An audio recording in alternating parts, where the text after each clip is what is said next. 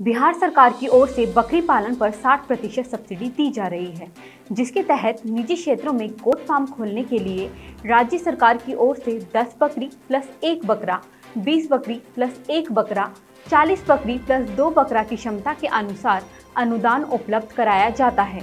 वहीं इस योजना के लिए बिहार सरकार ने 2 करोड़ 65 लाख रुपए का बजट रखा है। बकरी पालन योजना का मुख्य उद्देश्य राज्य में रोजगार का अवसर पैदा करना व राज्य में उन्नत नस्ल के बकरे पर बकरी की उपलब्धता को सुनिश्चित करना है। नमस्कार, मैं हूं प्रिया और आप देख रहे हैं कृषि न्यूज। ग्लोबल ऑर्गेनिक एक्सपो 2022 एक उपयुक्त थीम मानवता के लिए लाभजनकता के साथ वैश्विक स्तर के सम्मेलन की पेशकश करके जैविक उत्पादकों, aggregators, processor, value chain integrators और उद्योग भागीदारों के लिए एक प्रमुख मंच बनाने की ओर अग्रसर है।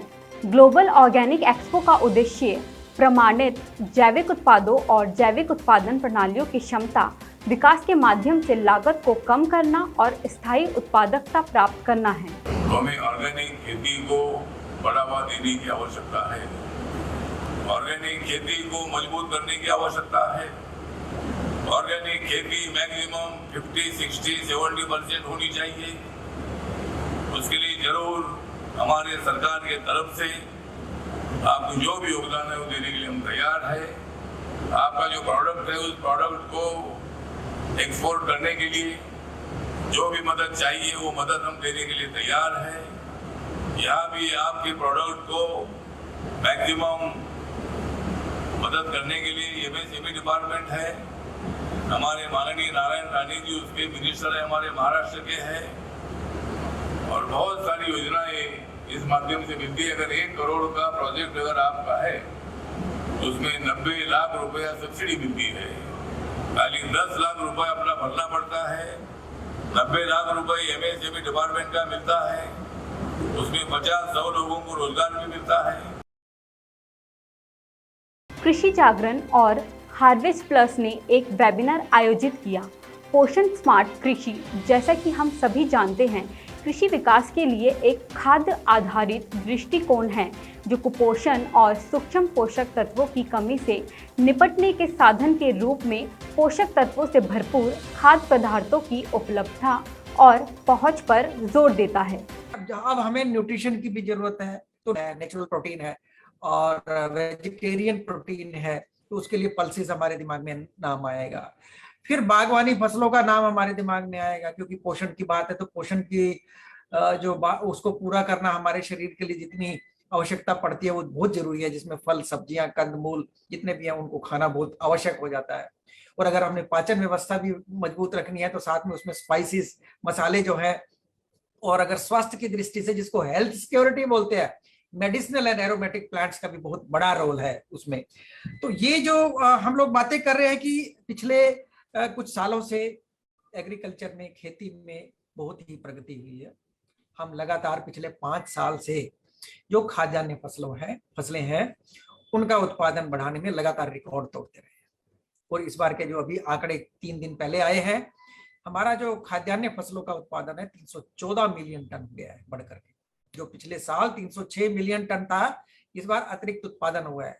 ये हम लोगों ने आकलन इसका 316 का किया था, लेकिन 2 मिलियन टन हमारा गेहूं की फसल का थोड़ा सा इस बार जैसे थोड़ी गर्मी पड़ी उसका असर रहा, तो वो 2 मिलियन टन हमारा और लगभग जो है, और भी सिर्फ गेहूं नहीं है और भी उसमें शामिल है, उसमें कुछ कमी का जो है एक तरह के संकेत मिले हैं और अभी पूर्ण जानकारी आना अभी बाकी है।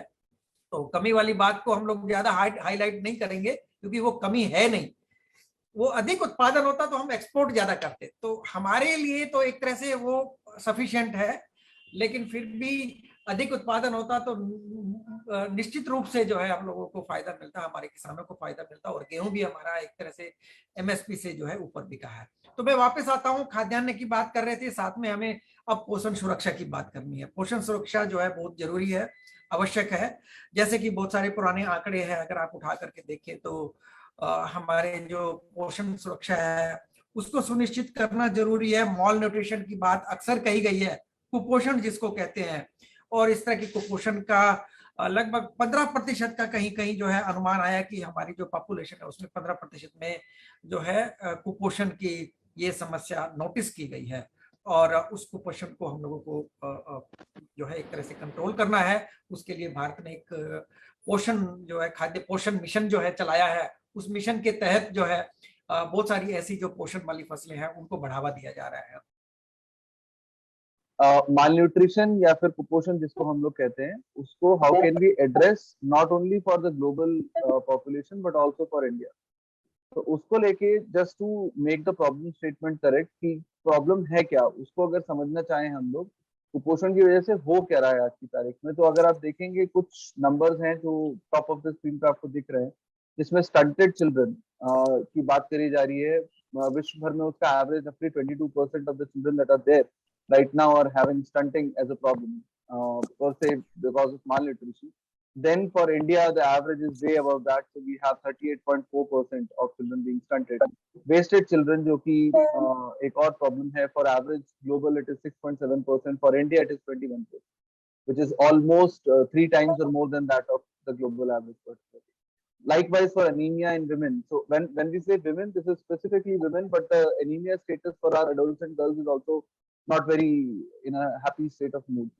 तो ग्लोबल एवरेज जो है वो 29.9% के आसपास का है और इंडिया के लिए वही 55% यानी 55% के आसपास है।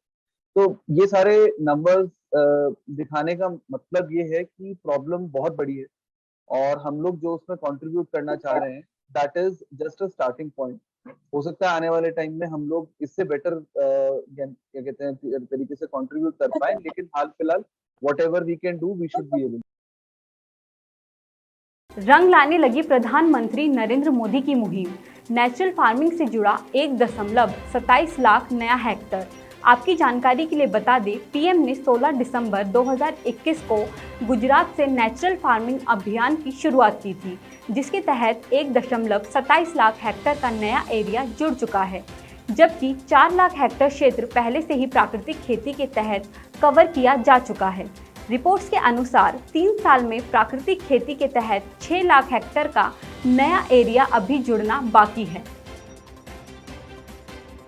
अंबुजा सीमेंट फाउंडेशन ने नाबार्ड के साथ गठजोड़ किया।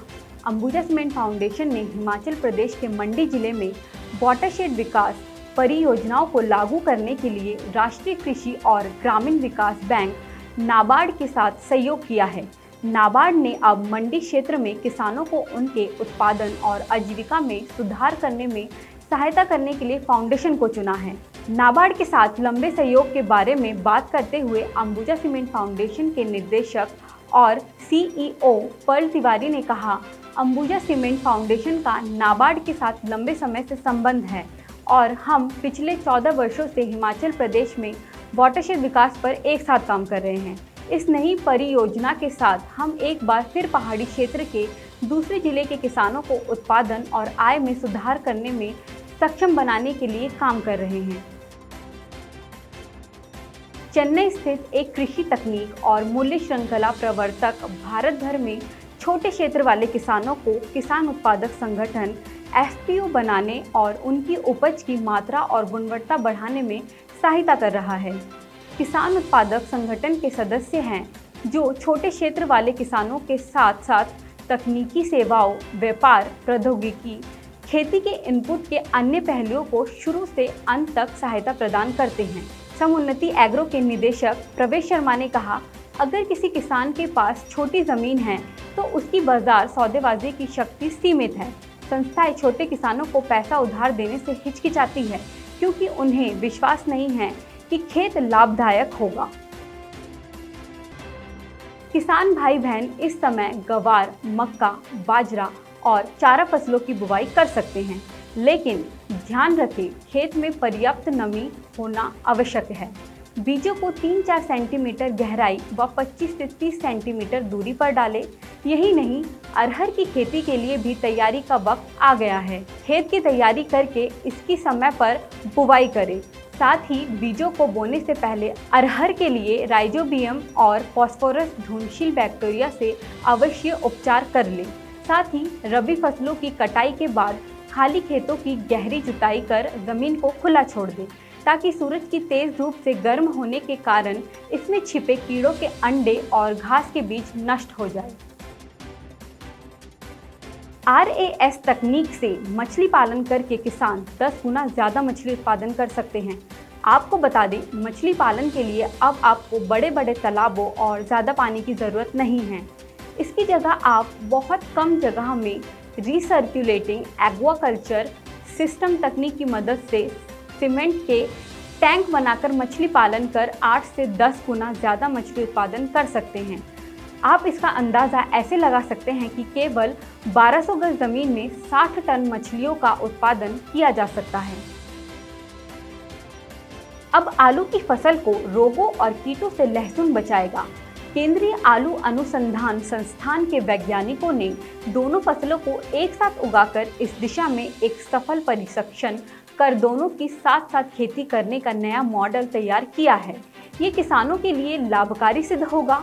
किसान एक साथ 2 फसलें लगाकर 2 गुना ज़्यादा मुनाफा कमा सकेंगे। लहसुन मिट्टी में सल्फर को मिलाता है और इससे आलू पर हमला करने वाले कीट से उसको बचाता है।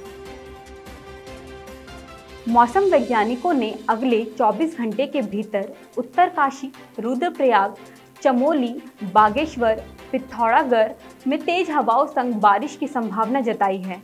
बिजली गिरने के साथ ही ओलावृष्टि की भी संभावना है। पर्वतीय इलाकों में 30 से 40 किलोमीटर प्रति घंटे की रफ्तार से हवाएं भी चल सकती हैं। आज के लिए बस इतना ही। आगे की अधिक जानकारी के लिए बने रहिए हमारे यानी कृषि जागरण के साथ। धन्यवाद।